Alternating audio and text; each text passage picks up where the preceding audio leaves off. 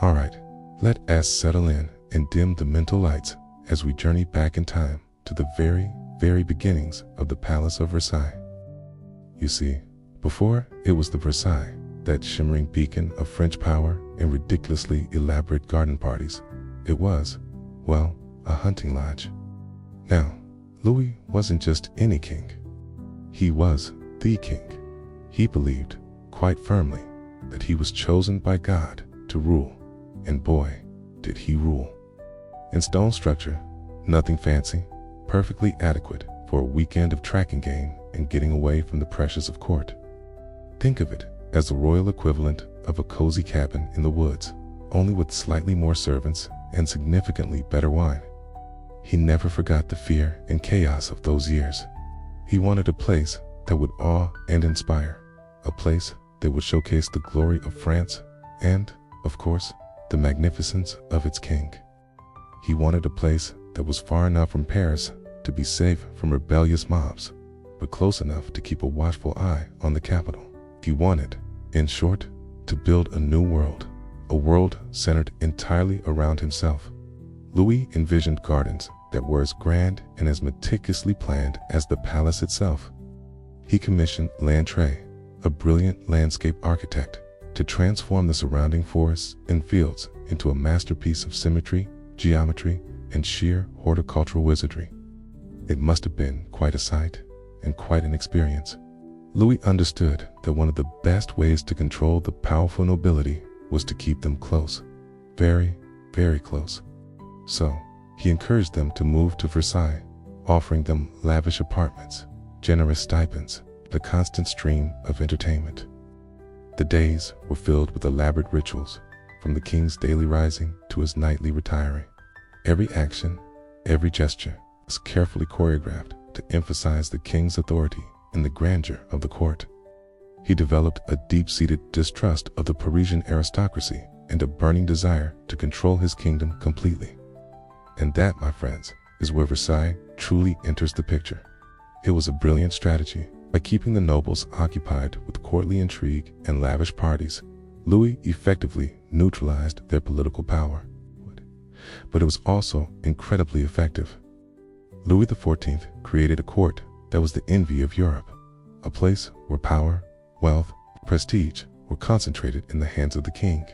He transformed a humble hunting lodge into a symbol of absolute monarchy, a symbol that would endure for centuries to come. They were too busy jockeying for position to plot against him, okay? He reigned for an astonishing 72 years, making him one of the longest reigning monarchs in European history. From that seed of fear and ambition grew the magnificent Palace of Versailles, a testament to the vision, and perhaps the slight eccentricity of Louis XIV, the Sun King. Now, isn't that a thought to drift off to? That's a lot of crowns and scepters to keep polished. He used canals to bring water to the gardens, creating elaborate water features that were both beautiful and technologically advanced for their time. He even incorporated optical illusions to make the gardens appear even larger than they actually were. He hired the best architects, artists, and landscape designers in France. He poured vast sums of money into the project. He oversaw every detail, ensuring that Versailles reflected his own grand vision. And during that time, he transformed France, and, more specifically, its little hunting lodge, into something truly spectacular. But Louis wasn't just interested in making the place bigger, okay? He wanted to make it better, okay? He wanted to create a palace that would rival anything else in Europe, a palace that would be the envy of every king and queen. Can you imagine? From chandeliers that would make your eyes water too. A place where kings shot at fluffy animals. Talk about an upgrade. Not to understand that, we need to rewind even further to Louis XIII, Louis XIV's father. Louis XIII wasn't particularly fond of Paris. He found the city crowded, chaotic, and generally a bit of a headache. He much preferred the peace and quiet of the countryside. And Versailles, with its dense forest, teeming with deer and wild boar, was the perfect escape. And this, my friends, is all thanks to one man, Louis XIV, also known as the Sun King. But why Versailles? Why this particular spot in the middle of Well, not much at the time. So, in 1623, he built a small hunting lodge there, just a modest brick. Now, fast forward to young Louis XIV. He inherited the throne at the tender age of 4, which meant, of course, that other people were running the show for a while, okay? And those other people, particularly Cardinal Mazarin, weren't always the most popular. In fact, they were so unpopular that a series of uprisings, known as the Fronde, erupted, throwing France into turmoil. These uprisings, particularly the ones that directly threatened the young king's safety in Paris, left a lasting impression on Louis.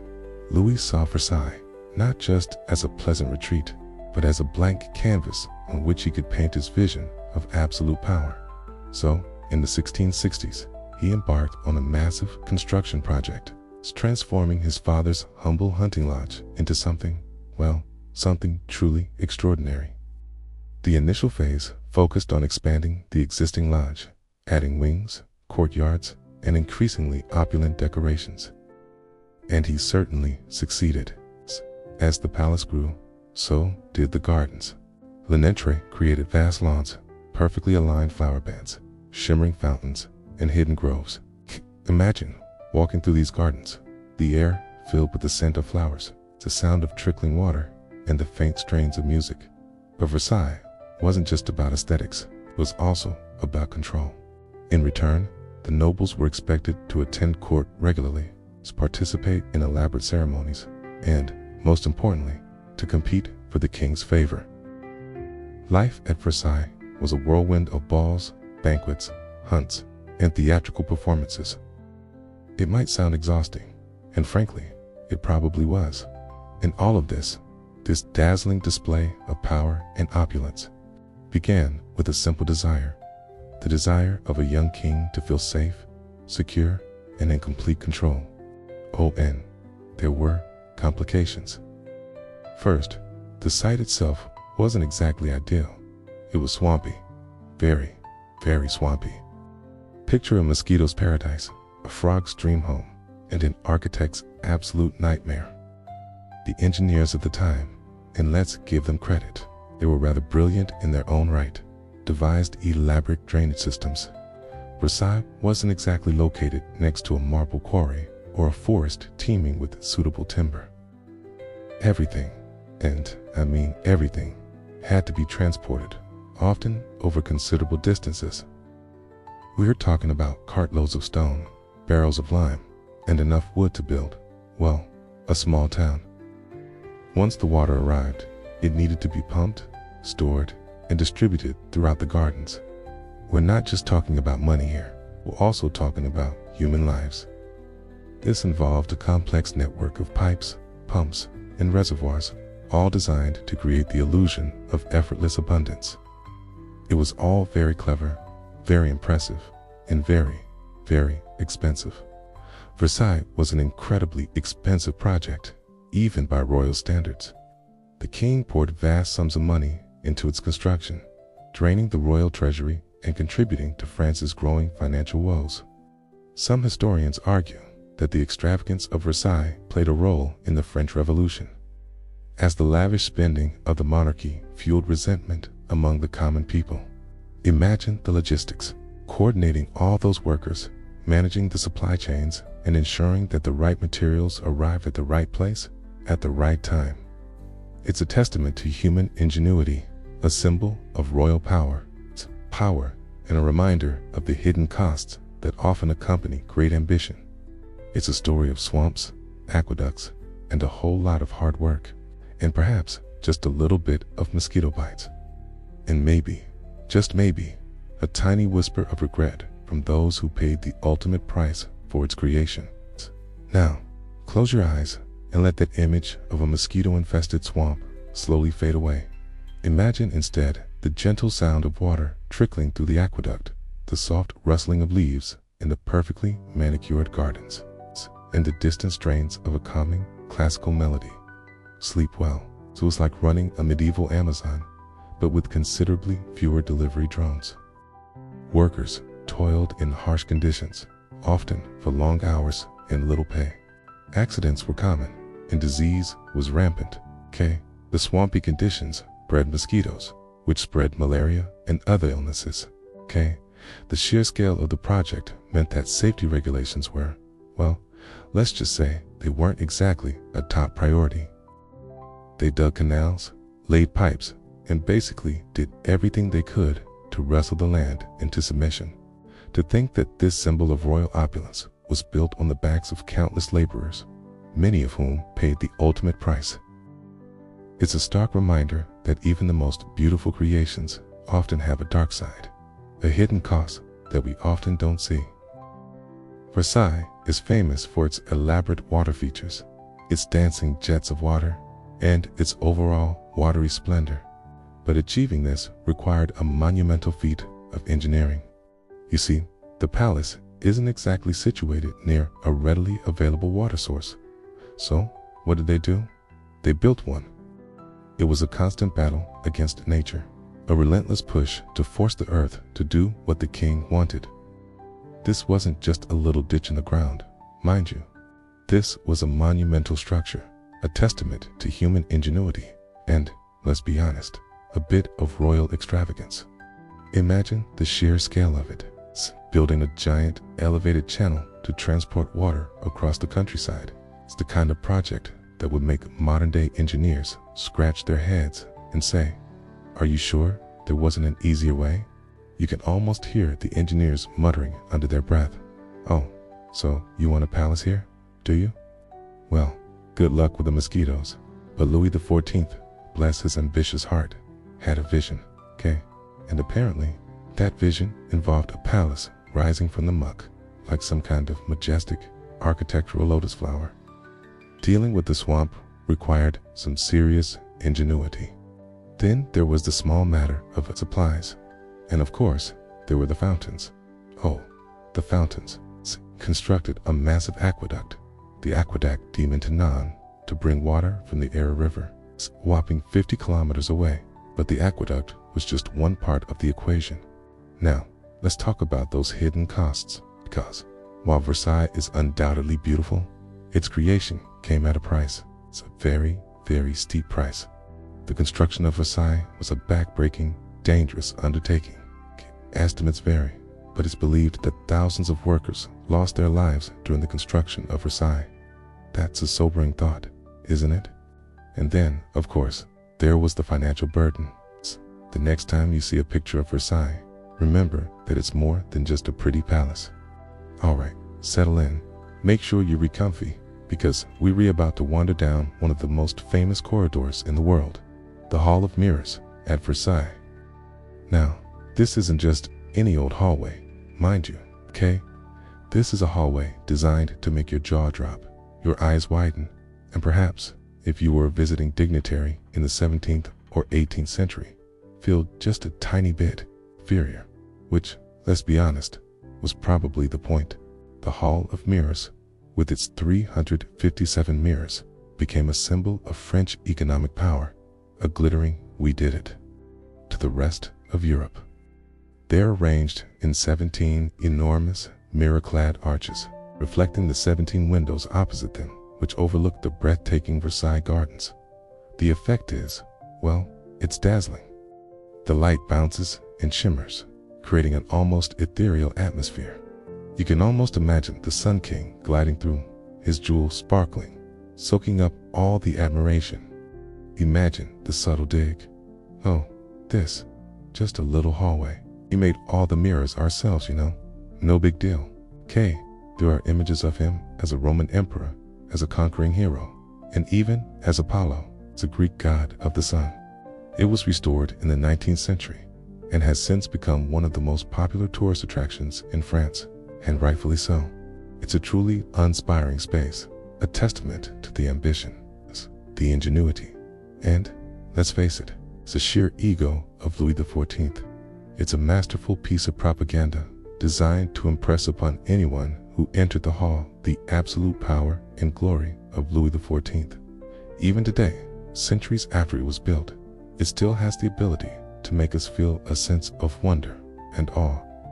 It reminds us of a time when kings were gods, palaces were symbols of absolute power, and mirrors were a luxury that only the wealthiest could afford. The Hall of Mirrors. What else is there to know? Well, here's a little secret. The Hall of Mirrors wasn't always just a hallway. During the French Revolution, it was used as a waiting room. Yep, you heard that right? Yep. After the royal family was forced to leave Versailles, the palace was essentially abandoned for a while. And during that time, the Hall of Mirrors became a place where people waited to see if they could get a meeting with the new government officials. Imagine that, from a symbol of royal power to a bureaucratic waiting room. To talk about a fall from grace. They used thousands upon thousands of candles, strategically placed to maximize the reflective power of the mirrors. This created an incredible, almost otherworldly glow. However, it also created a rather pungent aroma.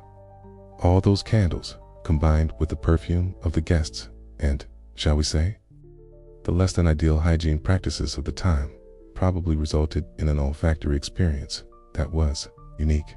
The light is shimmering, the music is playing, and the air is filled with the scent of perfume and, well, maybe we'll skip that part. Let's focus on the beauty, the grandeur, and the sheer audacity of it all.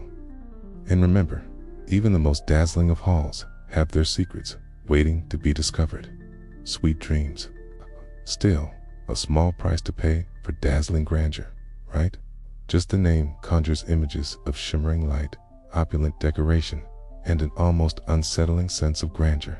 It was also a place for important events. Ambassadors were received there, treaties were signed, and lavish balls were held. Imagine the scene. Hundreds of candles flickering, illuminating the mirrored walls, music echoing through the hall, and the French aristocracy, dressed in their finest silks and jewels, swirling in elaborate dances. It must have been quite a spectacle, still. Probably not the most restful of environments, come to think of it. Lucky for us, we're just imagining it. And trust me, the reality doesn't disappoint. It wasn't just about beauty.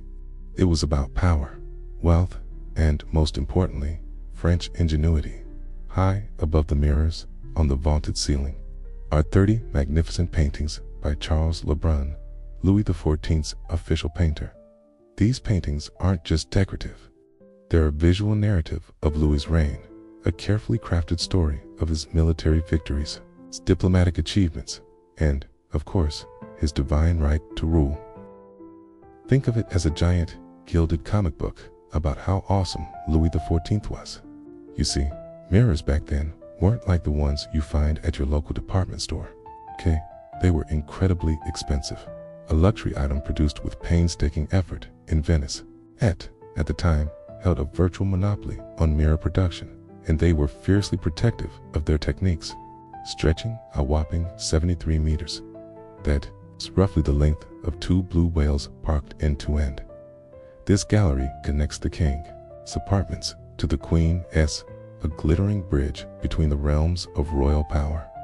But before we get completely lost in the sparkle, let's rewind a bit and understand why Louis XIV, the Sun King himself, decided he needed such a ridiculously extravagant space.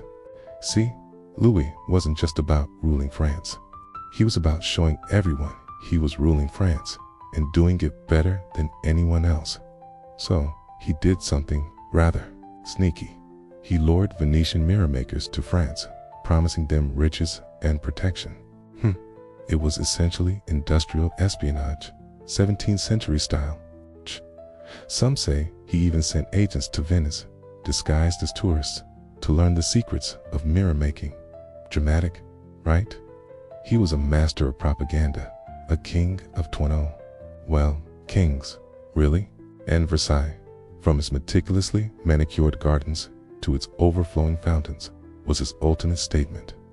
The Hall of Mirrors, completed in 1684, was a key piece of this statement. Now, Louis, being Louis, wasn't particularly thrilled about relying on a foreign power for something as crucial to his image as, well, his image. And it worked. The French managed to break the Venetian monopoly and establish their own mirror-making industry. Let's talk about the mirrors themselves. But the Hall of Mirrors wasn't just about showing off, okay? And speaking of dances, you might be interested to know that the Hall of Mirrors had a special system in place for lighting these grand events. But the secrets of the Hall of Mirrors go beyond just mirrors and lavish parties. Each painting is packed with symbolism and allegory, designed to reinforce Louis's image as a powerful and just ruler. Now, you might be thinking, okay, that's a lot of mirrors and paintings.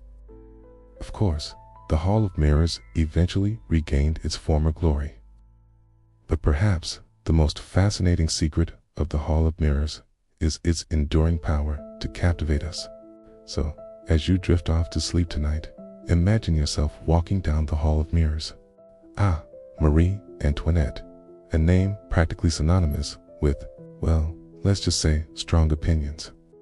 But beyond the extravagant hairstyles and alleged cake-related pronouncements, which, by the way, she probably never actually said, think of it as Marie Antoinette's personal chill zone, but with significantly more gold leaf and impeccably manicured gardens. It started with the Petit Trianon, a delightful little palace built originally for Madame de Pompadour, Louis XV's favorite mistress. It was a gift, a little something to keep her happy, as royal mistresses tended to be kept. She transformed the formal French gardens into a more naturalistic English garden, complete with winding paths, hidden grottos, and it was a charming, somewhat idealized version of a rural village, complete with thatched roof cottages, a dairy, a mill, and even a working farm. Now, before you imagine Marie Antoinette milking cows in her silk gown, let me clarify. The Himmel was less about actually producing food and more about creating a picturesque escape. It was a place where Marie Antoinette and her closest friends could play at being peasants, tending to the animals and enjoying the simple pleasures of country life.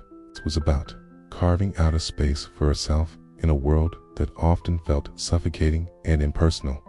It was about asserting her own identity in the face of constant pressure to conform. It was, in a way, a radical act of self-preservation. Remember the desire for privacy, the longing for a simpler life, and the need to escape the constant scrutiny. It's a reminder that even queens need a place to unwind, a place to be themselves, and maybe even a place to play dress-up as a shepherdess. After all, who among us hasn't dreamt of escaping to a charming little farm, surrounded by fluffy animals and perfectly picturesque scenery, just maybe without all the political baggage? A farm, yes, you heard that right. Marie Antoinette, Queen of France, had her own farm, and while it may have seemed extravagant to some, it was also a necessary outlet for a young woman struggling to navigate the treacherous waters of 18th century court life. It allowed her to recharge, to reconnect with herself, and to find a little bit of peace amidst the chaos. When Louis XVI ascended to the throne, he gave the Petit Trianon to Marie Antoinette. And that's when things really started to get interesting. Surrounded by the artificiality and the constant scrutiny of Versailles, the Hamlet offered a chance to breathe, to relax, and to feel, for a little while at least, like a normal person. It was a space where she could shed the weight of her crown and simply be Marie Antoinette. There was a real person, a young woman thrust into an incredibly complex and often quite bewildering world. The cows were probably brushed and fluffed before she visited, and the chickens likely laid perfectly photogenic eggs. It was all a bit theatrical, perhaps, but it served its purpose. It allowed Marie Antoinette to escape the pressures of court and indulge in a fantasy of rural simplicity. It's a symbol of her desire for a life beyond the rigid confines of Versailles. You see, life at Versailles was less like living in a palace and more like living in a reality TV show. Many at court saw it as frivolous and extravagant. They accused her of neglecting her duties as queen and of surrounding herself with a clique of favorites. They whispered about her lavish spending and her unconventional behavior. Okay, and let's be honest, some of those whispers were probably justified. Marie Antoinette wasn't exactly known for her fiscal responsibility, but one where the ratings were determined by the king and queen's approval. Every single thing you did, from what you wore to how you ate your soup, was judged, commented on, and often used as political ammunition. It was exhausting, okay? And like many of us, especially those in particularly stressful situations, she craved a little peace and quiet, a place to escape the endless scrutiny and the suffocating rules of court life. Enter the Trianon. Now, the Trianon wasn't just one thing. It was more of a campus, a refuge. For Marie Antoinette, the Petit Trianon wasn't just a pretty building, it was a symbol. So Marie Antoinette retreated to the Petit Trianon, seeking a simpler, more natural existence. She wanted to create a space where she could be herself, away from the prying eyes and whispering tongues of the court. And she took to this project with gusto. She redecorated the Petit Trianon in a style that was much lighter and airier than the opulent, heavily gilded rooms of Versailles. Think pastel colors, floral motifs, and a general sense of, well, relaxation. It was practically the 18th century equivalent of redecorating your bedroom to feel more zen. But the Trianon wasn't just about pretty interiors. It was also about the gardens. And here, Marie Antoinette really let her imagination run wild. This wasn't just any farm, mind you. It was the Hameau de la Reine, or the Queen's Hamlet. Think of it as a historical version of glamping. All the rustic charm, none of the actual hard work. And who could blame her? Of course, this retreat to the Trianon didn't exactly endear her to everyone, but the criticism often overlooked the deeper reasons for her retreat. It wasn't just about escaping boredom or indulging in luxury. The Trianon was her sanctuary, her personal bubble. So, the next time you hear about Marie Antoinette and her extravagant lifestyle, remember the Trianon. The Gardens of Versailles. After all that intrigue within the palace walls, the mastermind behind this botanical behemoth was L'Entrée, a landscape architect with a vision as grand as the king's ego. He wasn't just planting petunias. It's almost comical when you think about it, isn't it? Each one had a theme, a story to tell, usually involving Greek gods and goddesses behaving rather badly. The sound of rushing water, the sparkling sunlight, the sheer scale of it all. It must have been truly breathtaking. Nope, that would have been far too wasteful, even for Louis XIV. Instead, they were only turned on when the king or important guests were nearby. These were places where courtiers could whisper secrets, lovers could steal a kiss, and the king could perhaps escape the ever-watchful eyes of his advisors for a few moments of quiet contemplation. They were like miniature worlds within the larger garden, each with its own unique atmosphere and charm. They were a place to see and be seen, to impress and be impressed, to plot and to play. You can wander through those same paths, admire those same fountains, and imagine yourself transported back to a time when kings ruled with absolute authority and gardens were designed to inspire awe. Just try not to get too caught up in the illusion. Remember, behind all that beauty and grandeur, there was a whole lot of hard work, political maneuvering, and frantic Watergate opening going on. But hey, that's Versailles for you. A perfectly sculpted paradise built on a foundation of secrets, ambition, and a whole lot of water. Now, wasn't that a lovely walk? Perhaps a bit of sleep is in order now. Pleasant dreams, dear listener. They were a reflection of the king's power, his ambition, and his insatiable desire for beauty and grandeur. Imagine stumbling upon one of these hidden grottos, the air filled with the sound of birdsong and the gentle murmur of water. A secret escape from the pressures of court life. Gardeners would be stationed strategically, waiting for the royal entourage to approach, and then, at a signal, it would frantically open the sluice gates, sending the water gushing forth just in time for the grand entrance. Imagine the king strolling through his gardens, a smug little smile playing on his lips, knowing that everyone was suitably impressed by his aquatic extravaganzas. There's the Latona fountain, depicting the mother of Apollo and Diana pleading with Jupiter to avenge her after being insulted by some local peasants. Then there's the Apollo fountain, featuring the sun god himself rising triumphantly from the water in his chariot, because, of course, Louis XIV saw himself as the Sun King, so a little self-aggrandizement was practically mandatory. A king obsessed with having the biggest, splashiest fountains in Europe. Tint water park competition. Okay, only instead of swimsuits and sunscreen, it's powdered wigs and political maneuvering. He was crafting an experience. You turn a corner, and suddenly, boom, a fountain erupts in a glorious display of water and sculpted figures. You gasp in amazement, thinking, wow, this king really knows how to live.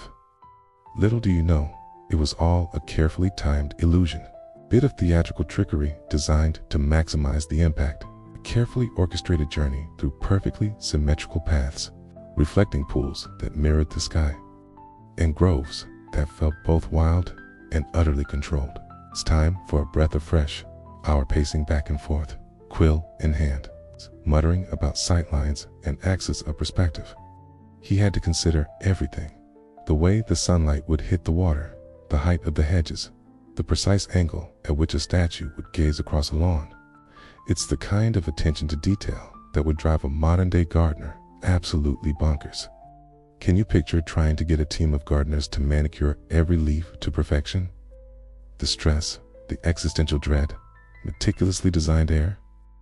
Let's talk about the fountains. Oh, the fountains of Versailles.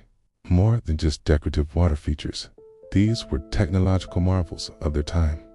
Getting water to these fountains was a Herculean task, a plumbing puzzle of epic proportions. See, Versailles isn't exactly sitting on a readily available water source.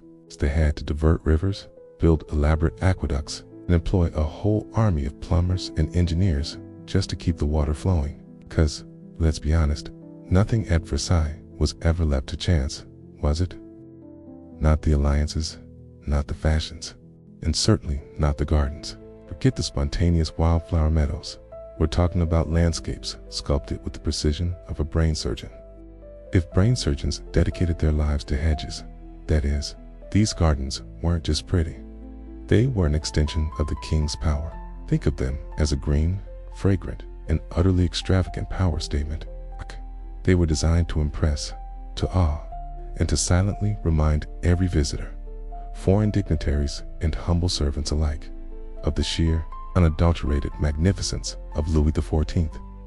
You might even say the flowers were whispering, "Bow down, peasants," hopefully in a more floral and less judgmental tone.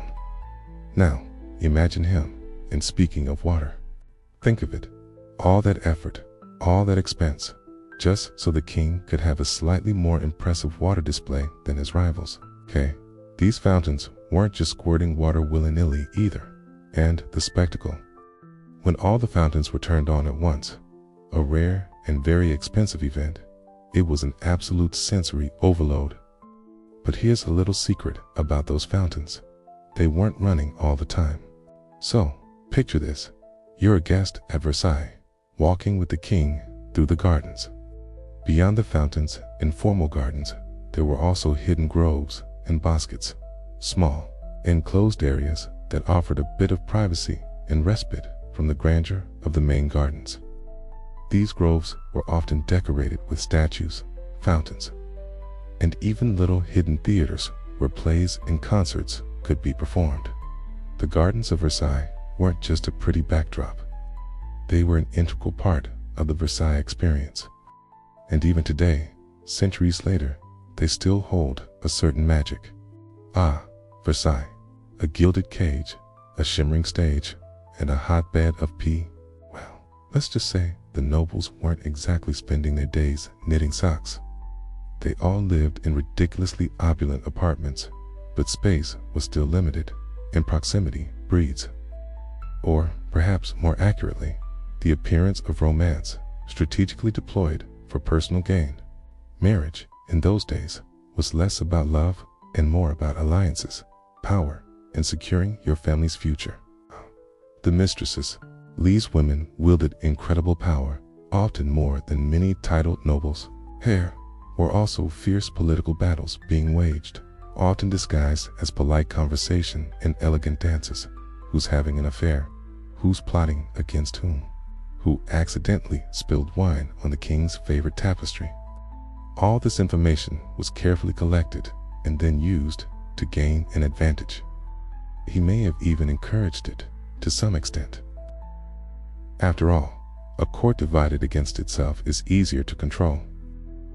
But he also had to maintain order, and he would occasionally step in to quell particularly disruptive scandals. He was, after all, the ultimate authority, and no one could afford to openly defy him. It was a veritable information war, fought with whispers and sidelong glances. The constant competition, the relentless scrutiny, the ever-present threat of scandal. It was enough to drive anyone slightly mad, and yet the nobles flocked to Versailles, eager to be close to the center of power and influence. They were willing to endure the intrigues and rivalries, the gossip and backstabbing, for the chance to bask in the king's favor and advance their own ambitions. Two powerful families might be vying for control of a particular ministry, and their conflict would play out in the gilded halls of Versailles, with each side subtly undermining the other, spreading rumors and maneuvering for position.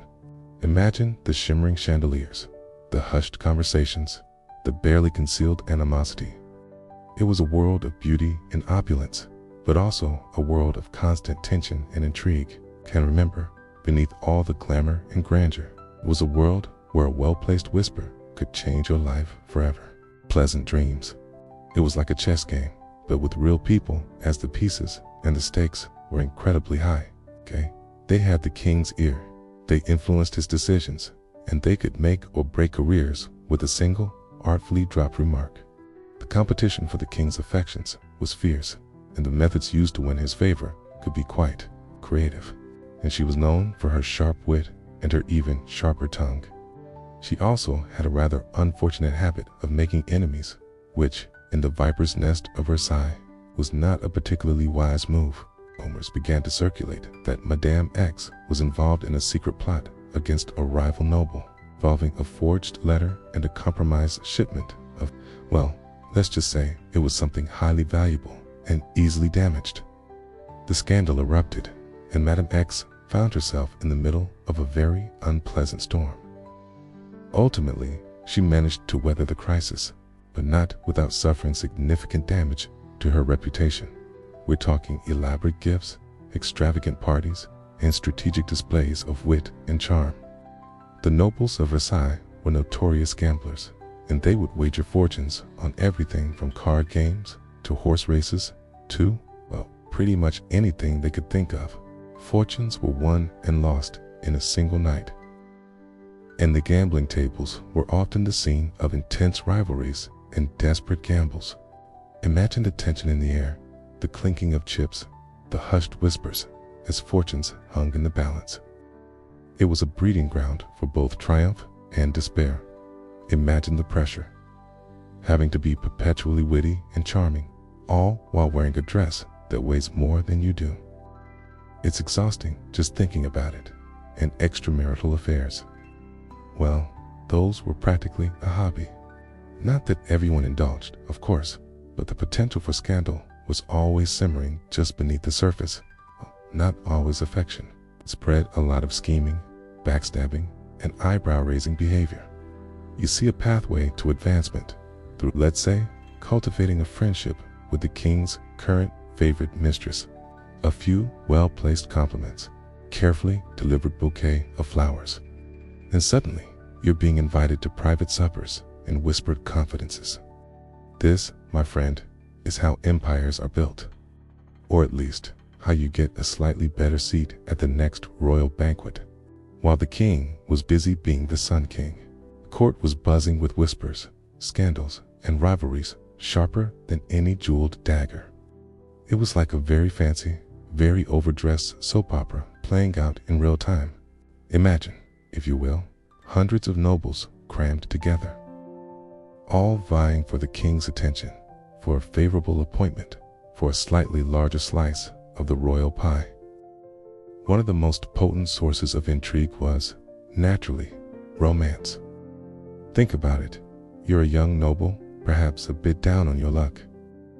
And speaking of mistresses, but the rivalries weren't just about romance. No, that would be far too simple. And then there were the informers. Every noble worth their salt had a network of spies and informants, diligently gathering gossip and intelligence. One particularly juicy scandal involved, let's call her Madame X. Madame X was a lady-in-waiting to the queen, and of course, we can't forget the gambling. The king, of course, was aware of all this intrigue. Living in Versailles was like living in a pressure cooker. So, as you drift off to sleep tonight, picture the gilded halls of Versailles. It's filled with elegantly dressed nobles, whispering secrets and plotting their next move. Ah yes, the king's daily rituals. Now, when you think of Versailles, you probably picture opulent balls, glittering chandeliers, maybe a sneaky rendezvous or two behind a tapestry. Well, probably dreaming of ways to climb the social ladder. Suddenly, the sound of hushed whispers and the soft glow of candlelight filters through the heavy velvet curtains. Then came the grand lever, the big show, open to a wider audience. Imagine the pressure. You'd have to be impeccably dressed, radiating an air of effortless elegance, and ready to shower the king with compliments and deference. Whatever the reason, the atmosphere was one of hushed reverence, punctuated only by the rustling of silk and the occasional cough stifled behind a perfumed hand. All before he'd even had his coffee. This was another opportunity for courtiers to vie for the king's attention and favor. Imagine a room full of eager beavers, each holding a different piece of royal attire, hoping to be chosen to present it to His Majesty. It's the shirt, the breeches, the stockings, the waistcoat. Each item was carefully selected and presented with the utmost gravity. It's go time. The king's day is about to begin, and everyone in Versailles is playing a part, whether they like it or not, and you wouldn't be wrong. But behind all the glitz and glamour was something far more regimented. This wasn't just a matter of hopping out of bed, splashing some water on your face, and grabbing a quick croissant. Oh no, this was a full-blown spectacle. Only a select few were granted the immense honor of witnessing the king emerge from his slumber. We're talking about the highest-ranking members of the court, dukes, princes, and the like, all jostling for a position to catch a glimpse of His Majesty's royal visage. We're talking about the daily rituals of Louis XIV, the Sun King himself. Forget hitting the snooze button. His mornings were a finely choreographed performance, and trust me, you wouldn't want to miss a curtain call or be late, ever. Imagine this, you're a courtier, nestled snugly in your four-poster bed, dreaming of the first act of this daily drama was La Lever, the rising. The process was tiered, mind you. La Lisa, there was the petit lever, the smaller, more intimate rising, where only the closest confidants were allowed. The lucky few witnessed the king being woken, prayed over, and then, very slowly and deliberately, helped out of bed. This wasn't a solo operation.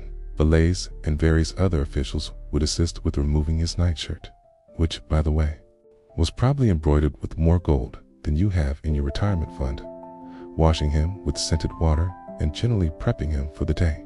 Each action was laden with protocol. Who got to hand him his slippers? Who was in charge of the royal handkerchief? These were matters of utmost importance, determining one's position and influence at court. And all this, mind you, was conducted in near silence.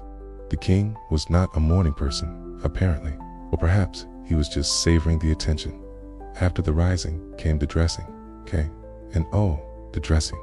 The most coveted role, of course, was presenting the royal wig. Audiences, the going to bed was a public performance, predictably elaborate. The curtains would be drawn, and the king would bid good night to his assembled courtiers, who would then disperse, buzzing with excitement and anticipation for the next day's performance. His king would dine in public, and you wouldn't be entirely wrong. But these rituals served a very important purpose. In a world of constant intrigue and political maneuvering, the king's daily rituals provided a fixed point, a predictable routine that everyone could rely on. Remember the courtiers jostling for position, the whispered compliments, in the meticulously choreographed performances, and be thankful that your own bedtime routine is a little less theatrical. Less, of course, you enjoy having an audience while you brush your teeth, but somehow, I doubt it. It was a way of saying, no matter what else is happening, I am in control. Everything is proceeding according to plan. There were a way for Louis XIV to assert his authority, to remind everyone of his power and status. In a court where access to the monarch was everything, the daily rituals were the golden ticket, the key to unlocking power and influence. They were a carefully constructed performance designed to awe, inspire, and intimidate. Surrounded by his courtiers, each vying for a chance to whisper sweet nothings in his ear. After dinner, he would retire to his bedchamber, where the undressing ceremony would begin. A theatrical production designed to impress and intimidate. The same courtiers who had witnessed the king's awakening were now back in his bedchamber, ready to witness his descent into slumber, and various other royal duties, all performed with the same level of pomp and ceremony. But as the sun began to set, it was time for the grand finale, la couche, the going to bed. Yes, the wig. Louis XIV was rather fond of his wigs. This was a tiered affair, with different levels of access granted to different members of the court. The lucky few would witness the removal of the royal wig, the unbuttoning of the royal waistcoat, and the slipping off of the royal breeches. Each action was performed with the utmost care and reverence, as if handling sacred relics, worth them to compensate for, shall we say, a receding hairline. These weren't just any old wigs, mind you. These were elaborate creations, towering masses of meticulously curled hair, often adorned with ribbons, feathers, and even miniature replicas of ships. The person who got to place the wig on the king's head was essentially knighted for the day. Their social standing would skyrocket, at least until the evening ritual. Once fully dressed and wigged, the king would then proceed to his chapel for morning prayers. Again, this was a carefully orchestrated affair, with courtiers lining the route, bowing and curtsying as he passed. It was all about demonstrating loyalty and respect and reminding the king of your presence, just in case he'd forgotten you existed amongst a throng of other sycophants. The day continued with meetings. Just like the rising, the process was, again. Once undressed, the king would be helped into his nightshirt, and then, very slowly and deliberately, assisted into bed. Okay? Now, you might be thinking, good heavens, what a ridiculous waste of time and energy. Okay. They also served to create a sense of order and stability, and, perhaps most importantly, these rituals provided opportunities for courtiers to gain access to the king, to curry favor, and to advance their own interests. So, as you drift off to sleep tonight, remember the elaborate rituals of Louis XIV. The Versailles masquerades. Just the name conjures up images of shimmering silks, hidden identities, and enough powdered wigs to fill a small country. Imagine, if you will, stepping through the grand gates of Versailles, not on a day of stiff formality, but on a night dedicated entirely to Louis XIV. The Sun King himself understood the power of spectacle. Think of them as the reality television of their day, except instead of manufactured drama, you had real drama, real intrigue, and, crucially, real jewels and feathers. So many feathers. Okay? He transformed what was essentially a hunting lodge into a glittering palace, a monument to his own glory. Okay? This was the time to go big or go home. Think elaborate allegorical costumes representing virtues, historical figures, or mythical creatures, crafted from velvet, silk, and even leather. They were often adorned with feathers, jewels, and intricate embroidery. Some wore full face masks, completely obscuring the wearer's identity. Others were half masks, leaving the mouth exposed for easy sipping of champagne and whispered confidences. You see a masked figure, draped in velvet and dripping with jewels, engaged in an intense conversation with someone who looks suspiciously like the king's favorite mistress. Do you approach them? Do you try to eavesdrop? Or do you simply pretend you didn't see anything and quietly slip away? the wrong decision could have serious consequences. And some were even more minimal, little more than a coquettish covering for the eyes, designed to tantalize and intrigue. These were elaborate feasts designed to tantalize the senses and demonstrate the wealth and power of the monarchy. The masquerades were incredibly expensive to stage, and the cost often fell on the shoulders of the already overburdened French peasantry. They were a celebration of beauty, a display of power, and a playground for intrigue. They were a glimpse into a world where appearances mattered more than reality, and where the line between fantasy and truth was often blurred beyond recognition. For one night, everyone could pretend to be someone else, to escape the constraints of their social roles. Remember the shimmering silks, the hidden identities, and the endless possibilities that lie hidden behind a mask. Okay, and perhaps, just perhaps, you'll catch a glimpse of the ghost of a long-ago noble, still searching for the perfect dance partner in the dimly lit ballroom of your imagination. And to indulge in a little bit of harmless fun. It's easy to get caught up in the glamour and romance of these events, but it's important to remember the stark contrast between the opulent lives of the court and the harsh realities faced by the majority of the population. Imagine tables laden with roasted meats, exotic fruits, and towering pastries, all arranged in intricate displays. There would be fountains of wine flowing freely and servants scurrying about, offering delicacies to the guests. It was a culinary spectacle as much as it was a social one. Men might dress as Roman emperors, complete with laurel wreaths and surprisingly flattering togas. Women might appear as goddesses, shepherdesses, or even, on occasion, particularly flamboyant animals. With everyone masked and disguised, rumors could spread like wildfire. The music would grow louder, the dancing more frenzied, and the whispers more indiscreet. Masks would be discarded, identities revealed, and secrets shared. Key, and as the sun began to rise, casting its pale light over the palace, the guests would slowly disperse, leaving behind them a trail of discarded ribbons, broken glass, and lingering perfume. Secret affairs could blossom in the shadows. Political alliances could be forged and broken. The possibilities were endless. It was a playground for gossip, where reputations could be made and destroyed with a single whispered word. Behind a velvet mask and a cunning disguise, you could, theoretically, shed your title, your responsibilities, and even your inhibitions.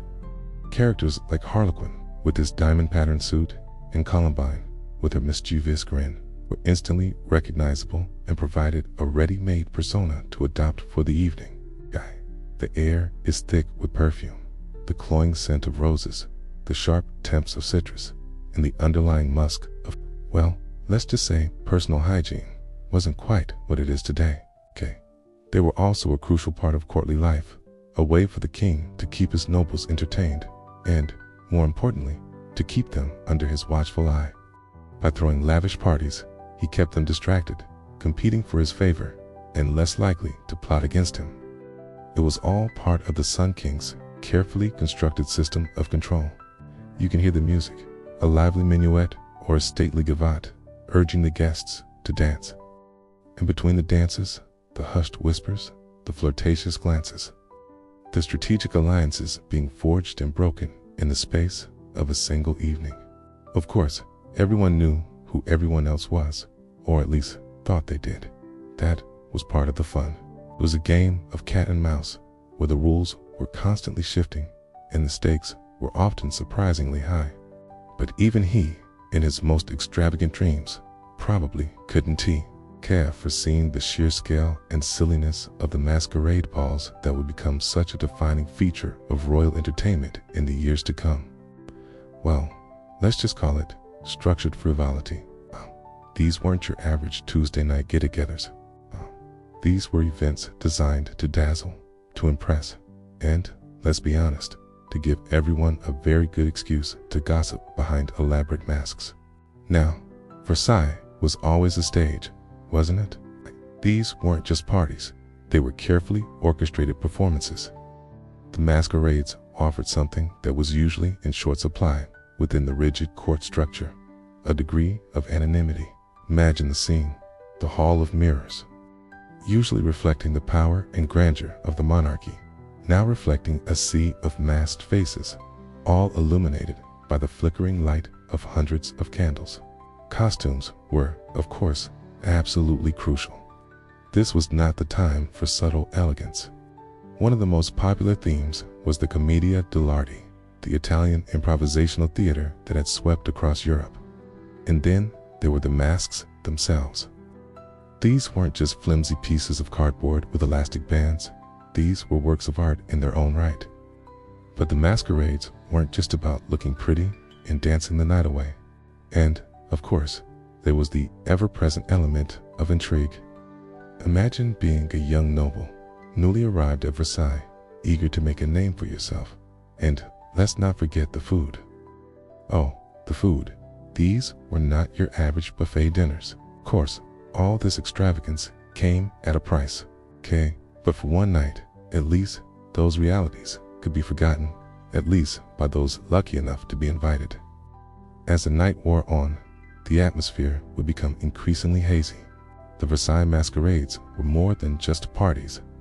They were a reflection of the complex and often contradictory nature of courtly life. So the next time you find yourself at a costume party, take a moment to think about the grand masquerades of Versailles.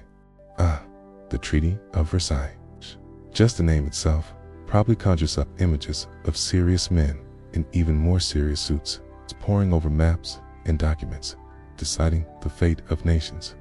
Now, war's ending is generally a good thing, a cause for celebration, a time to finally unclench those perpetually tense shoulders. But the road to that peace, much like the cobblestone streets of Versailles itself, was bumpy, winding, and occasionally involved tripping over a historical oddity. And, well, you'd be mostly right. But even the fate of nations can use a little bit of Versailles sparkle, wouldn't you agree? After all, where better to redraw the lines on the map of Europe than in a palace dripping with gold? The ghosts of Louis XIV and Marie Antoinette must have been having a field day watching these serious chaps argue about borders and reparations. Each of the major powers had their own agenda, their own priorities, and their own, shall we say, strongly held opinions on how Germany should be punished. France, understandably, wanted to ensure that Germany could never again pose a threat. Great Britain, while agreeing with the need for punishment, was also concerned about maintaining a balance of power in Europe. The United States, under President Woodrow Wilson, advocated for peace without victory, a concept that was, shall we say, somewhat less popular with the other allies. Perhaps they even offered some ghostly advice, like more gold leaf, core, let them eat cake, responsibilities. Perhaps pausing to admire the fountains, or to steal a moment of quiet contemplation in the shade of a meticulously manicured tree. Right? It all happened within the walls of Versailles, a palace that has seen it all. From the rise and fall of kings to the reshaping of nations, but also as a stage for the drama of international relations. It's a place where the fate of the world was debated, negotiated, and ultimately decided.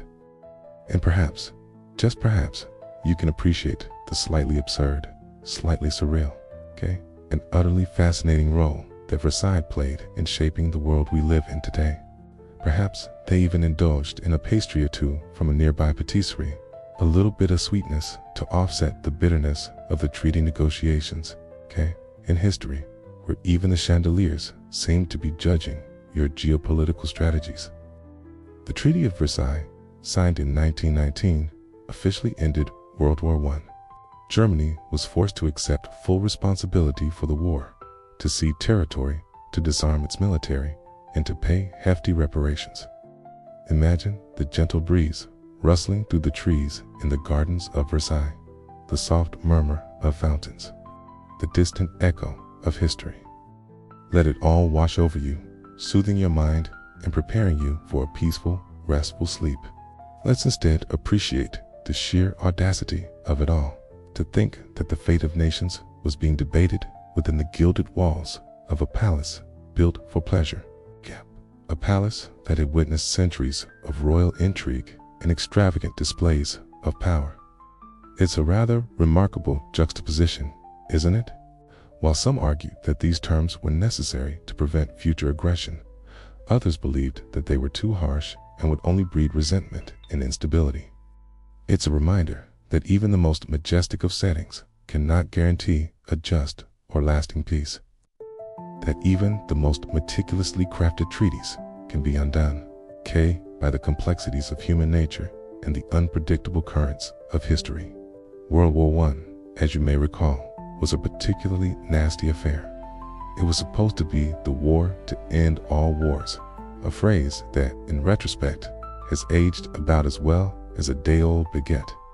It was a chance to reclaim some national pride, to turn the tables, to metaphorically dust off the throne after someone else had been sitting on it.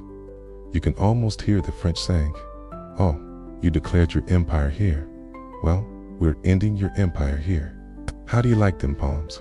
The victors, primarily France, Great Britain, and the United States, needed a location grand enough, symbolically charged enough, to hammer out the terms of surrender for Germany and its allies.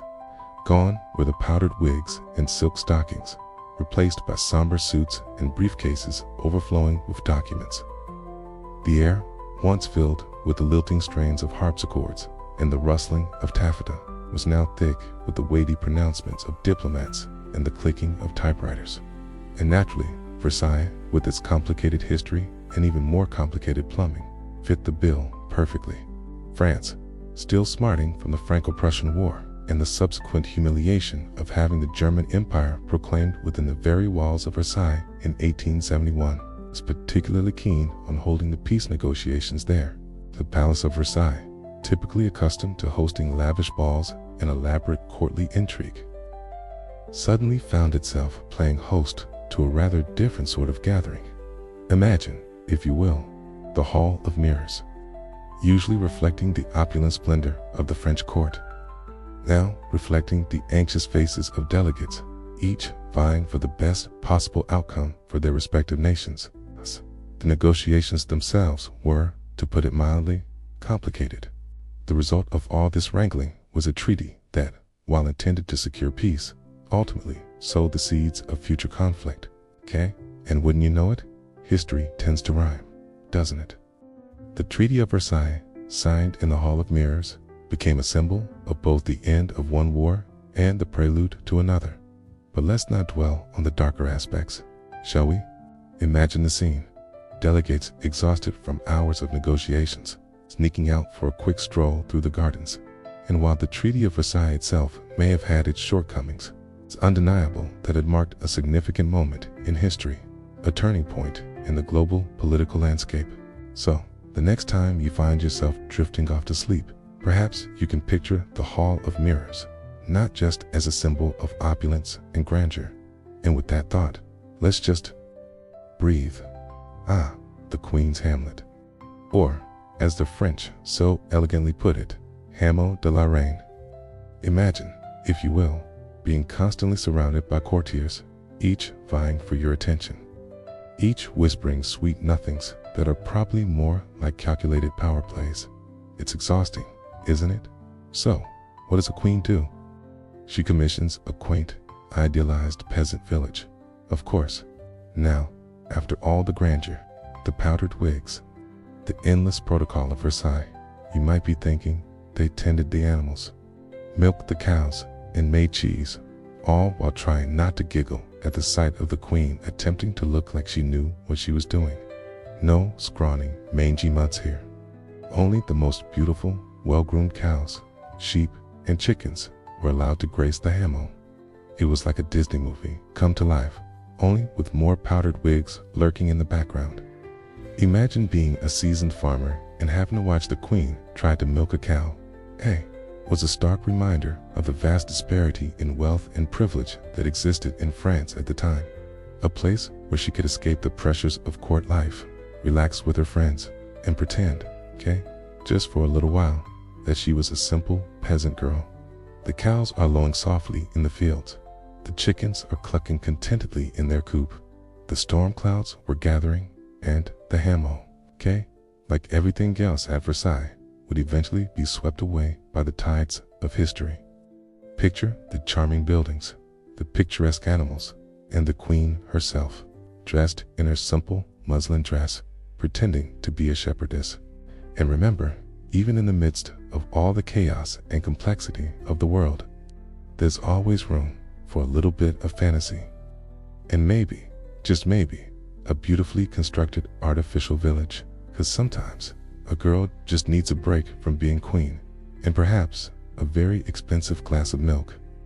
For a brief, shining moment, it was a refuge, a sanctuary, a testament to the power of imagination and the enduring human need for escape. And Marie Antoinette is sitting on a bench by the lake, sipping a glass of fresh milk and chatting with her ladies-in-waiting. For a moment, all is right with the world. The revolution is a distant threat. The economic problems are someone else's concern. And the queen is simply a woman enjoying the simple pleasures of life. It was a fantasy, of course, but it was a fantasy that brought her comfort and joy. And who can blame her for wanting to escape reality, even if only for a few hours? And, as history would have it, that disparity would eventually lead to a rather unpleasant revolution. This rather imposing structure was named after a popular folk song, Kano Browsin Vat en Guerre, which was supposedly sung by the wet nurse of Louis Charles, the Dauphin. The tower was used for various purposes, including fishing and, well, let's just say it offered a bit of privacy for the queen and her companions. Some historians even suggest that it was used for target practice, which, considering the political climate at the time, is a rather interesting detail. You'd probably have to bite your tongue to keep from bursting into laughter. It also served a more practical purpose, to educate the royal children about rural life. Marie Antoinette believed it was important for her children to understand where their food came from and to appreciate the simple pleasures of nature, which, you know, is a lovely sentiment, even if it was coming from someone who probably thought milk grew on trees. Surely, they've run out of things to build, right? Wrong, because where's the fun in just having a palace when you can have picturesque, utterly artificial, and delightfully impractical rustic village just a short stroll away? This, my friends, was Marie Antoinette's pet project, her escape hatch from the gilded cage that was Versailles. Many saw it as a frivolous and extravagant waste of money, especially at a time when France was facing serious economic problems. Critics argued that the queen should be focusing on more pressing matters, such as the plight of the poor and the growing discontent among the populace. And, well, they weren't entirely wrong, were they? The Hamlet wasn't just a collection of pretty buildings. It was a fully functioning, albeit slightly theatrical, farm. Think of it as a historical version of glamping, only with more cows and less Wi-Fi. Built between 1783 and 1787. It consisted of 12 buildings arranged around a lake, all designed to look like they belonged in a charming rural idyll. And while she may have occasionally dabbled in such activities, it was mostly for show. She and her ladies-in-waiting would dress up in simple muslin dresses, wander around the hamlet, and pretend to be shepherdesses. It was all terribly charming, terribly unrealistic, and terribly, well, terribly Marie Antoinette. There was a farmhouse, a dairy, a mill, a boudoir, a pigeon loft, and even a Marlborough Tower for, well, we'll get to that later. The architecture, while rustic looking, was anything but a cow. These weren't your average Madame straw huts. Each building was carefully designed to appear simple and weathered, but underneath the rough exterior lay exquisite craftsmanship. Think of it as the ultimate Potemkin village, only instead of fooling a visiting dignitary, was designed to fool the queen herself into thinking she was a simple milkmaid, which, bless her heart, she probably found quite convincing for a few hours. Now, you might be picturing Marie Antoinette, sleeves rolled up, churning butter and mucking out stables. The real work, of course, was done by actual farmers and dairymaids who lived on the premises. And the animals. Oh, the animals were just as pampered as the queen herself. They were carefully selected for their picturesque qualities. One of the most intriguing structures in the Hamlet was the Marlborough Tower. Now, the Hamlet wasn't just a playground for the Queen and her friends, but, as with everything at Versailles, the Hamlet was not without its critics. The Hamlet became a symbol of the disconnect between the royal family and the common people. But for Marie Antoinette, the Hamlet was a sanctuary. Imagine the scene. The sun is setting over the Hamlet, casting a golden glow on the rustic buildings. Of course, that moment wouldn't last. So, the next time you find yourself feeling overwhelmed by the pressures of modern life, take a moment to imagine yourself in the Queen's Hamlet. The hidden passages of Versailles. Every grand palace worth its salt, or perhaps more accurately, its diamond-encrusted salt cellar needs a good network of secret corridors and rooms. Forget drafty medieval castle passageways. These were built with the same opulent materials as the rest of the palace, just tucked away behind unassuming doors, panels, and even mirrors. Think of them as the palace's circulatory system. Only instead of blood, they are carrying whispers, furtive rendezvous, and the occasional fleeing monarch. These secret passages were meant to provide a safe escape route in case of attack, rebellion, or, heaven forbid, a particularly rowdy birthday celebration gone awry. And, to be fair, that probably was a factor. Imagine the chaos if an angry mob, fueled by unmet demands for pastries and a general dislike of powdered wigs, stormed the palace. They led to entire suites of hidden rooms, small libraries, private studies, even miniature dining rooms. These were places where the king could retreat to read, write, or conduct business away from the prying eyes of the court. Imagine a king surrounded by dusty tomes, scribbling away on secret treaties, or perhaps composing love poems hidden from the queen's gaze. It's rather romantic in a slightly scandalous way. A discreet exit through a hidden door would be infinitely preferable to a messy confrontation in the Hall of Mirrors, designed for the use of servants. These allowed the army of cooks, cleaners, and chambermaids to move around the palace unseen, ensuring that the royal lifestyle continued uninterrupted. Picture a scurrying servant, laden with fresh linens or a particularly pungent cheese, darting through a hidden doorway to avoid encountering a duchess with a known aversion to brie.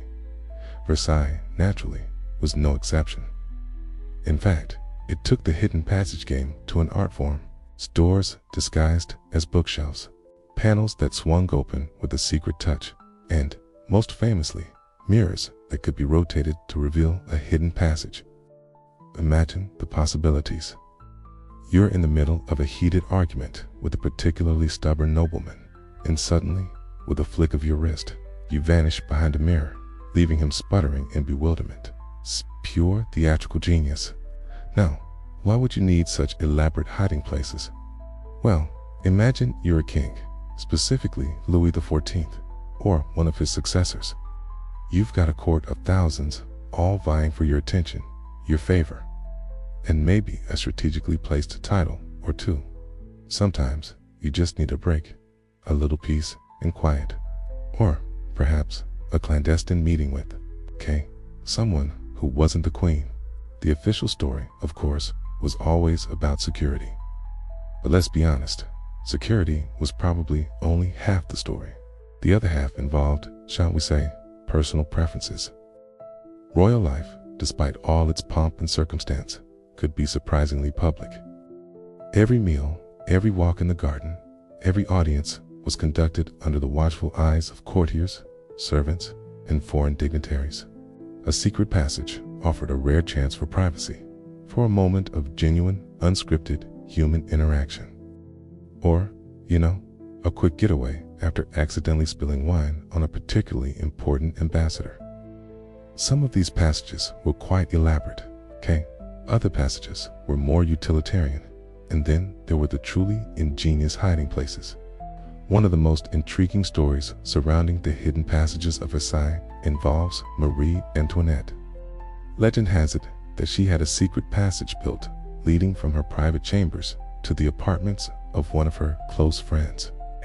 Whether this is true or simply a juicy bit of court gossip is impossible to say for sure, but it certainly adds to the mystique of the queen, doesn't it? Of course, these hidden passages weren't always foolproof. There are tales of courtiers stumbling upon them by accident, servants getting lost in the labyrinthine corridors, and even of the occasional monarch taking a wrong turn and ending up in the palace laundry room. Imagine yourself wandering through the hidden passages of Versailles. Feel the cool stone beneath your feet, hear the faint echoes of whispered conversations, and imagine what secrets you might uncover behind the next hidden door.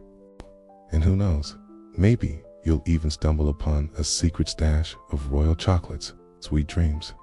Imagine Louis XIV, the Sun King himself, emerging from a secret passage, covered in soap suds and surrounded by piles of royal undergarments. Humiliating, to say the least. And let us not forget the poor architects and builders who are entrusted with the task of creating these secret spaces. Aha! They had to be discreet, trustworthy, and incredibly skilled at concealing their work. Can you imagine the pressure? One slip of the tongue, one misplaced brick, and you could find yourself in the Bastille faster than you can say, "Les Majestes." Over the years, many of these hidden passages have been rediscovered, restored, and opened to the public. Today, visitors to Versailles can explore some of these secret spaces and imagine the intrigues and adventures that took place within their walls. To imagine the hushed whispers, the stolen glances, and the secret plots that unfolded within these hidden spaces. They're a testament to human ingenuity, a reflection of royal intrigue, and a wonderfully quirky part of the palace's history. Although, sadly, the mirror trick doesn't work anymore. Health and safety, to knowing that these passages exist and even being able to walk through them, it's hard not to feel a sense of mystery and wonder. The hidden passages of Versailles are a reminder that even the most opulent and public of lives have their private corners, their hidden desires, and their secret escapes. So, as you drift off to sleep tonight, alright, settle back in, make sure your pillow's just right, and let's talk about the end of an era, the fall of Versailles. Now, when we say fall, we don't mean the palace crumbled into a pile of rubble. Thankfully, it's still standing, a testament to, well, a lot of things really.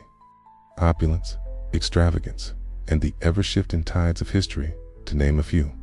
No, the fall of Versailles refers to something much more significant, the departure of the royal family during the French Revolution. Think of it as the ultimate "we're moving out" situation, only instead of arguing over who gets the good spatula, it involved angry mobs, political upheaval, and a whole lot of uncertainty. The usual round of balls and banquets continued, but there was an underlying sense of unease, a feeling that the party couldn't last forever. This symbolic act of defiance sent shockwaves through the French monarchy and signaled the beginning of the end for the old regime. The news reached Versailles with a jolt, shattering the illusion of security and invincibility. Suddenly, the palace felt less like a fortress and more like a gilded cage. A crowd of thousands, primarily women driven by hunger and desperation, marched from Paris to the palace, demanding that the king address their grievances. They were armed with pitchforks, muskets, and a burning desire for change. He also agreed to move his family from Versailles to Paris, effectively placing them under the watchful eye of the revolutionaries. This decision was a turning point. For centuries, Versailles had been the seat of royal power. The palace, once a symbol of opulence and authority, was now a silent witness to the unfolding revolution. It would eventually be stripped of its furnishings and artwork, and its gardens would fall into disrepair. But now, the king was being forced to abandon his palace and relocate to the heart of the revolution. Whispers of rebellion reached the palace walls, carried on the wind like unwelcome guests. Picture the royal family departing, their carriages disappearing into the distance. Let the images fade and allow yourself to drift off to sleep. The secrets of Versailles can wait until morning. Sweet dreams, surrounded by a crowd of jeering Parisians. The revolution had triumphed, but at a great cost. The story of Versailles serves as a reminder of the transience of power, the importance of social justice, and the enduring power of the human spirit. The journey to Paris was slow and tense, with the royal family acutely aware of their vulnerability. They were placed under house arrest in the Tuileries Palace, where they lived under constant surveillance. Their freedom was severely restricted, and they were increasingly isolated from the outside world. As they rode through the streets, they could see the faces of the people, a mixture of curiosity, anger, and triumph. They stormed the palace gates, overwhelmed the royal guards, and demanded to see the king. The scene inside Versailles was one of panic and confusion. The royal family huddled together, unsure of what to do. They were eventually put on trial for treason and sentenced to death. In 1793, they were both executed by guillotine, bringing an end to the French monarchy and ushering in a new era of republicanism. Courtiers nervously adjusted their wigs and wondered what the future held. They believed that Louis XVI was secretly plotting to suppress the revolution and restore the old order. Rumors swirled that he was in contact with foreign powers, seeking their help to crush the rebellion. Whether these rumors were true or not, they fueled the public's anger and distrust. For generations, Versailles had been the epicenter of French power. Kings and queens had strolled its gilded halls, made decisions that shaped the nation, and hosted lavish parties that made even the most seasoned socialites blush. The National Assembly, formed by representatives of the Third Estate, began to assert its authority and demand reforms. The king, caught between his desire to maintain his power and his fear of further unrest, vacillated between concessions and resistance. It was a delicate dance, and he was quickly losing his footing. France was deeply in debt, thanks in no small part to the aforementioned lavish parties and a series of costly wars. Meanwhile, the average Parisian was struggling to put bread on the table, and the gap between the haves and have-nots had widened into a chasm. It was a world unto itself, a shimmering bubble of privilege and excess, seemingly impervious to the concerns of the common folk. He was more interested in clockmaking and hunting than in addressing the growing discontent. Queen Marie Antoinette famously attributed with saying, "Let them eat cake," when told the peasants had no bread. This became a symbol of royal extravagance and indifference.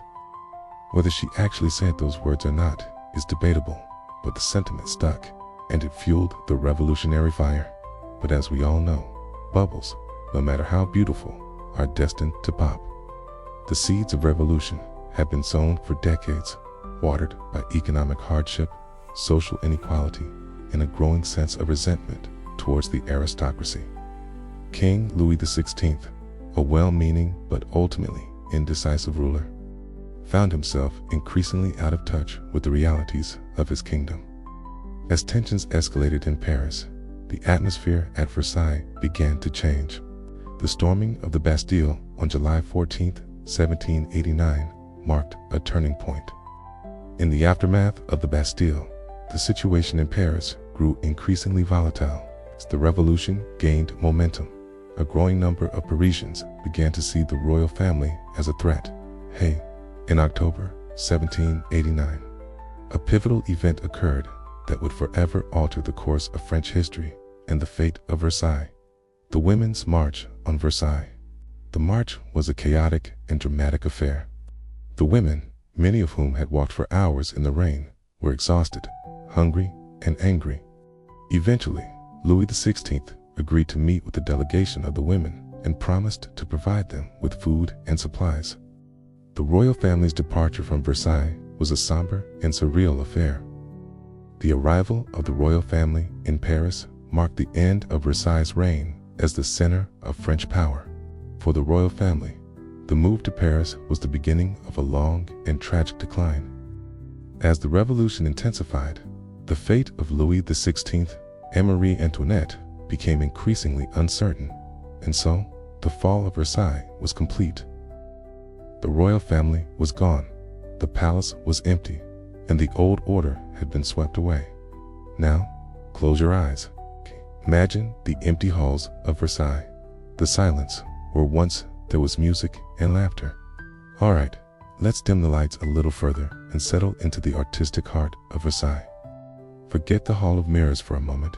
Yes, it's sparkly, but we're going to delve into the other art, the paintings, the sculptures, the tapestries, the things that whispered secrets and shouted status without uttering a single word. Versailles wasn't just a palace, it was a meticulously curated gallery designed to impress, intimidate, and occasionally subtly amuse those in the know. You'd have scenes packed with mythological figures, each representing some aspect of Louis's glorious reign. You might see Apollo driving his sun chariot, symbolizing Louis bringing enlightenment and prosperity to France. Beneath the surface of all this grandiosity, there were often hidden meanings, subtle jabs, and quiet acts of rebellion. Artists, even those working for the king, have a way of sneaking their own opinions into their work. It might be a slightly unflattering depiction of a rival courtier hidden in the background, or a symbolic detail that subtly undermines the official narrative. Some scholars believe that certain patterns and motifs were used to subtly critique the king's policies, or to express support for opposing factions within the court. It's like a secret language woven into the fabric of the palace itself. You really needed a decoder ring to understand the full meaning of Versailles, or you might find Hercules slaying a hydra, representing Louis crushing his enemies. Often, the most elaborate and awe-inspiring works of art in the entire palace. Sometimes, they were just personal expressions of the artist's own beliefs and values. Don't just see the surface grandeur. Look closer. Listen to the whispers. Think about the stories behind the images, the hidden meanings, the subtle acts of rebellion. And remember that even in the most opulent and controlled environments, there's always room for a little bit of creativity, a little bit of dissent, and a whole lot of secrets waiting to be uncovered. Sweet dreams. An artist might include a hidden portrait of a loved one, or a symbolic detail that reflected their own spiritual or philosophical leanings. It was a way of leaving their own personal mark on a palace that was otherwise entirely dedicated to the glorification of one man. Painted with scenes from mythology and history, they were designed to literally lift your gaze heavenward, reminding you of the divine right of kings and the eternal glory of France. Of course, craning your neck to admire these masterpieces could also give you a rather stiff neck, which probably wasn't part of the plan. It's subtle, right? Imagine strolling through those vast halls, a weary courtier perhaps, desperate for a moment's peace from the endless intrigues. Marble gods and goddesses lounging about, looking impossibly graceful. Fountains featuring Neptune and Amphitrite, spouting water in elaborate displays. It was all designed to evoke a sense of awe and wonder, and to remind everyone just how powerful and wealthy Louis truly was. These weren't just decorative, they were portable propaganda, rolled up and transported to other palaces and chateaus to spread the gospel of Louis. Imagine the sheer labor involved in creating these massive works of art. The countless hours spent weaving intricate designs with silk and wool. It's enough to make your fingers ache just thinking about it. Even the gardens themselves were a form of sculpture, meticulously shaped and arranged to create a perfectly controlled and artificial landscape. It's claimed, tamed, and subservient to the Sun King's will. Everywhere you look, there's something.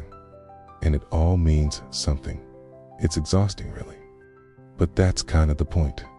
Louis XIV wanted to overwhelm you with his magnificence. Think of it as visual white noise, but incredibly expensive and painstakingly crafted. A cornucopia overflowing with riches might seem like a celebration of prosperity, but it could also be interpreted as a commentary on the unsustainable levels of royal extravagance. You have to remember, these artists were often highly educated and politically aware, and they weren't always entirely on board with the Sun King's agenda. They weren't just snapshots, obviously. Photography hadn't been invented yet, or he'd have probably been on Instagram, judging by his self-obsession. They were carefully constructed narratives.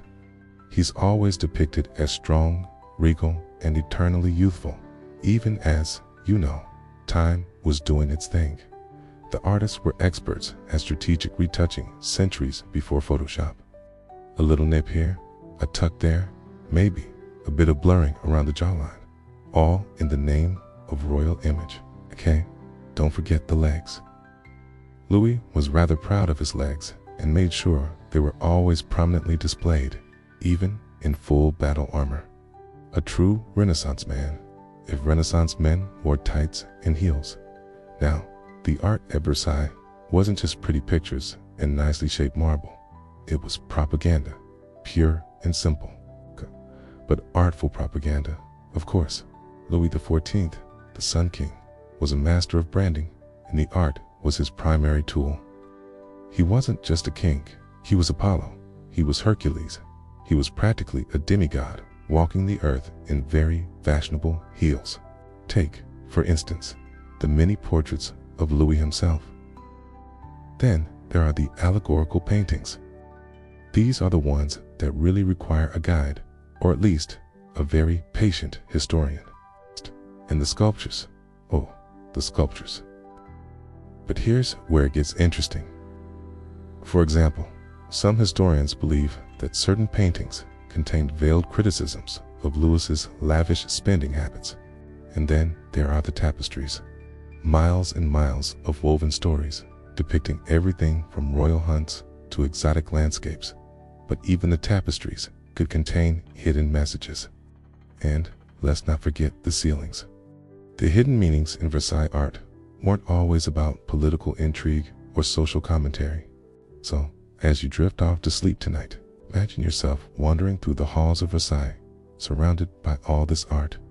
Now, let's tiptoe our way into a space dedicated to higher powers, a space that resonated with sacred music and hushed prayers, a place that stood in stark contrast to the often frivolous atmosphere of the court, the royal chapel of Versailles, and the rustle of silk gowns as the court gathered to commune, or at least appeared to commune, with the divine.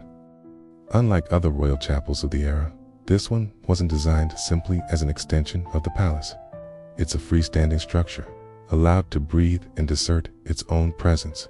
Imagine it, a pristine white confection against the sprawling backdrop of the palace, almost daring you to reconcile earthly power with heavenly devotion.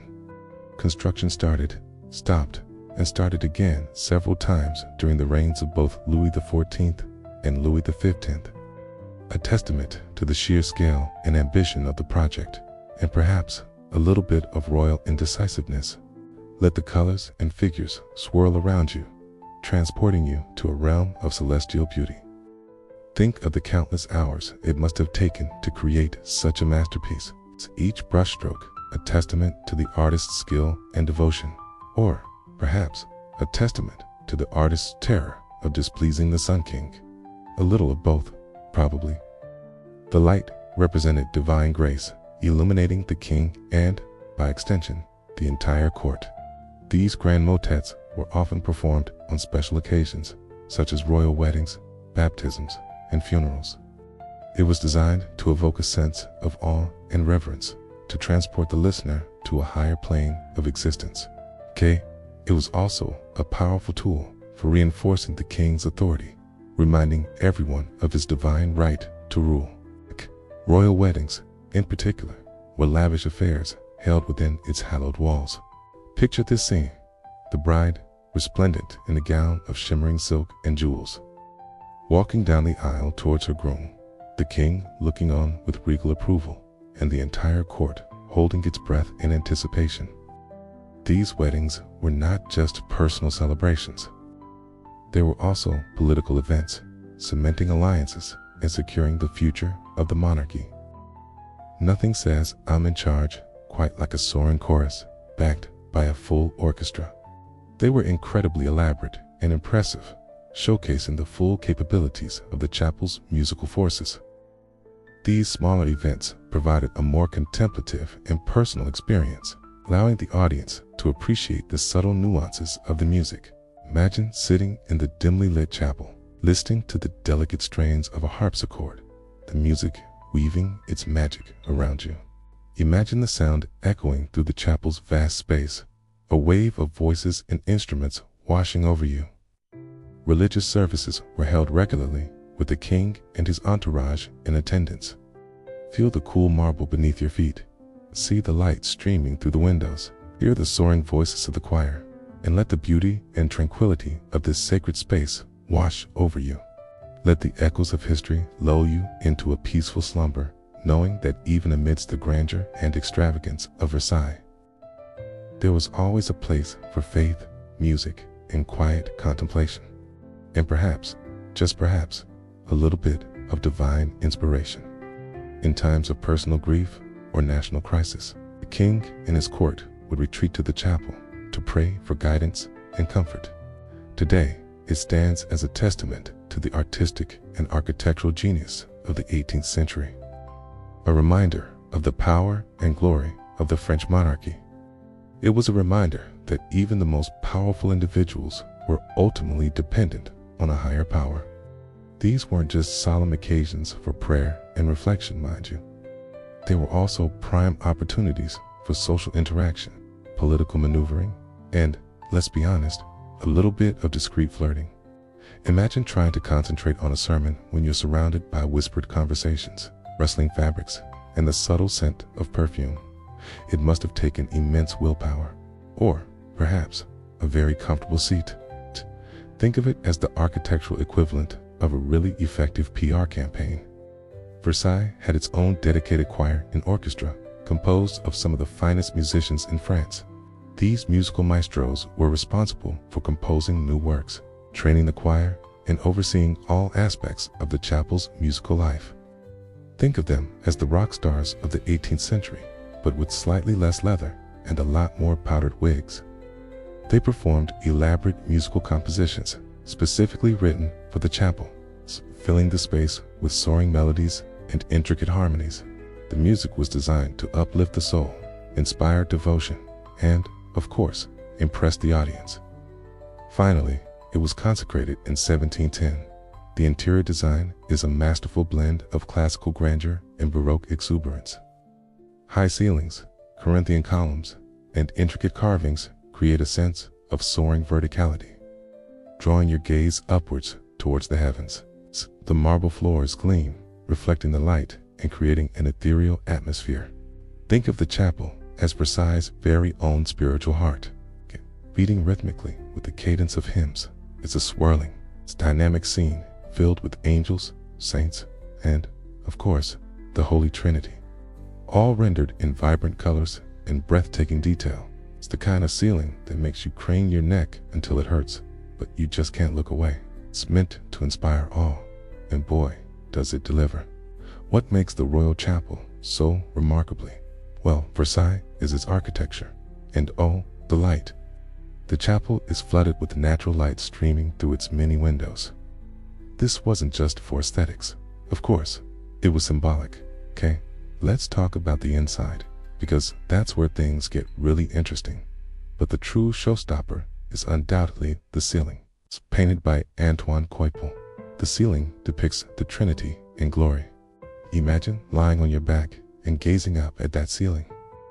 Beyond the aesthetics, the Royal Chapel played a crucial role in the daily life of the court. The music in the Royal Chapel was another integral part of the experience. The role of Maître de Chapelle was a highly prestigious position held by some of the most renowned composers of the era. One particularly interesting aspect of the chapel's musical life was the use of the grand motet, a large-scale choral work featuring soloist, choir, and orchestra. The music wasn't just a background noise, it was integral to the overall experience. Beyond the grand motets, the chapel also hosted more intimate musical performances, such as organ recitals and chamber music concerts. The Royal Chapel was also a stage for significant events, but it wasn't all pomp and circumstance. Hey, the chapel also served as a place of solace and refuge. Over the years, the Royal Chapel has undergone several renovations and restorations, but it has largely retained its original appearance. So, as you drift off to sleep, imagine yourself standing in the Royal Chapel of Versailles. Ah, yes, Versailles at night. Now, that's when the palace really started to hum with a different kind of energy. During the day, it was all pomp and circumstance, rigid rules, and courtiers tripping over themselves to please the king. And you find yourself in the heart of Versailles as darkness descends. Gone are the throngs of people. The gardens, usually bustling with activity, are now silent and still, the fountains resting, dreaming watery dreams. The only sounds are the rustling of leaves in the breeze and the distant hoot of an owl when the sun dipped below the horizon and the moon took its place in the inky sky. Versailles transformed. In wealth, the sun reflecting off the mirrors and blinding anyone who dared to look directly at it. But at night, lit by hundreds of candles, it became something altogether different. The flames flickered and danced in the mirrors, creating an endless, shimmering expanse of light. The reflections multiplied, blurring the lines between reality and illusion. It must have felt like standing in a sea of stars, lost in a world of shimmering reflections. One could easily lose themselves, and perhaps their composure, in such a setting. It became a place of whispers, secrets, and a peculiar kind of magic, all illuminated by the gentle flicker of candlelight. The gardens, usually so meticulously manicured and controlled, took on a wilder, more untamed beauty in the darkness. The statues seemed to come to life in the shadows, their marble features softened by the moonlight. The fountains, still silent, held the promise of cool refreshment. Imagine strolling through those gardens on a warm summer night, the air filled with the scent of flowers and the sound of crickets chirping. It must have been incredibly romantic in a slightly eerie, gothic kind of way. They didn't exactly smell like a field of lavender, let's just say.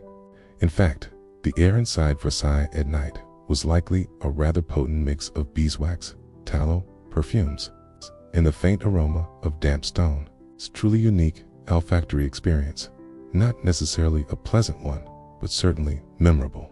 Imagine, if you will, stepping back in time. The year is, say, 1750. You've managed to sneak past the guards. The palace itself is a different beast entirely. Thousands upon thousands of candles were lit each evening. Just imagine the sheer logistical challenge.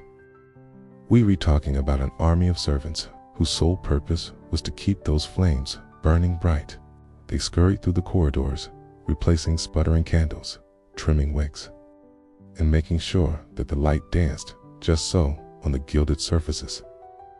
It was a constant battle against the encroaching darkness, a battle they usually won, albeit at the cost of quite a bit of wax and a few singed eyebrows. These weren't your fancy scented candles, mind you. These were often tallow candles, made from animal fat. But despite the less than ideal scent, the candlelight created an atmosphere of unparalleled romance and intrigue. Shadows danced in the corners of the opulent rooms, playing tricks on the eye. Familiar faces became mysterious silhouettes. Every whispered word seemed to carry more weight. Every stolen glance felt charged with significance. It was the perfect setting for secret rendezvous, hushed conversations, and maybe, just maybe, a little bit of harmless mischief. Think about the Hall of Mirrors. During the day, it was a dazzling display of power, and it wasn't just the interiors that were transformed. Of course, Versailles at night wasn't all romance and intrigue. It was also a time for work, perhaps imagine the colors fading into the twilight, the sounds quieting to a murmur. Let the resilience, the ingenuity, and the quiet courage of those who came before us settle softly into your heart. Okay?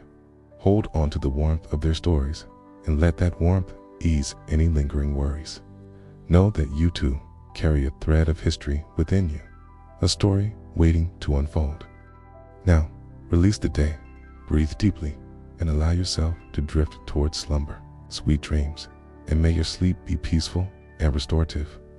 Most magical aspect of Versailles at night was simply the feeling of being alone in such a grand and historic place. To wander through the empty corridors, to stand in the silent gardens, to imagine the lives of those who had lived and loved and plotted there before you. It must have been an incredibly powerful and evocative experience. You could almost feel the echoes of the past, the whispers of forgotten voices, the lingering presence of kings and queens, courtiers and servants, all mingling together in the darkness, foreplanning and foreplotting. The king and his advisors would often meet late into the night, poring over maps, discussing affairs of state, and making decisions that would shape the future of France. The candlelight would cast long, dramatic shadows on their faces, adding to the sense of gravity and importance. You can almost hear the rustle of parchment and the hushed tones of serious conversation. And then there were the parties. Oh, the parties. It was a place of secrets, of shadows, of romance, and of magic. It was a place where the past came alive, where the imagination ran wild, and where anything seemed possible. And as you drift off to sleep tonight, imagine yourself there, wandering through the candlelit corridors, listening to the whispers of the wind, and feeling the weight of history all around you. Sweet dreams, and try not to spill any wax on the priceless carpets. Versailles was famous for its extravagant balls and receptions, and these were often held at night. The palace would be transformed into a glittering wonderland, filled with music, dancing, and the intoxicating scent of expensive perfume. Courtiers would don their finest clothes. Jewels would sparkle in the candlelight, and champagne would flow freely. It was a time to see and be seen, to flirt and gossip, and to try to catch the king's eye. Just imagine the swirling gowns, the powdered wigs, the elaborate hairstyles. Truly dizzying spectacle. Probably a bit drafty, too, considering the size of those rooms. But Versailles at night was a world apart from Versailles during the day. And so, as the threads of tonight's story gently unravel, let the images we've painted together begin to soften.